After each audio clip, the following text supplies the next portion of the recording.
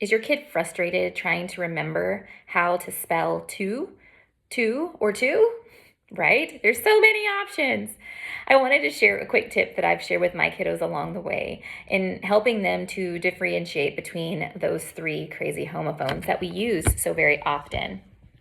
So when we look at the word, the letter O, right, it has three primary sounds, ah, o, and oo, right? So all three words of two versions use the third sound of the O, right? So I like to remember the single O too as the directional O, right? I like to use an arrow at the base of my T in a single letter two, the one that just means two, directional. Like I went to the store, or I delivered the eggs to their house, right?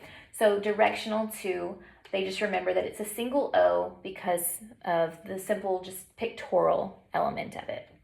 Then with the number two, I like to remember that the W in two has two dips, right? So one dip, two dips, that means it's the number two. Another way to remember that is if you hold up the number two on both of your hands, you've got a W, so always include a W when you're spelling the number two. And then for the two, meaning also, right? I too love collard greens. Then I always try to remember that by just emphasizing it, right?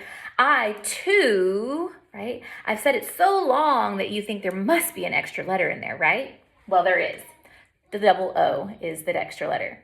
So I hope that helps. I know it's kind of corny and it seems so very simple, but that's really what this homeschooling journey is about. It's coming up with just crazy, weird things that we can tell our children so that the concepts that we're trying to teach them will stick to something, right? I hope that one of these or all of them will be helpful in your children remembering how to spell the twos correctly.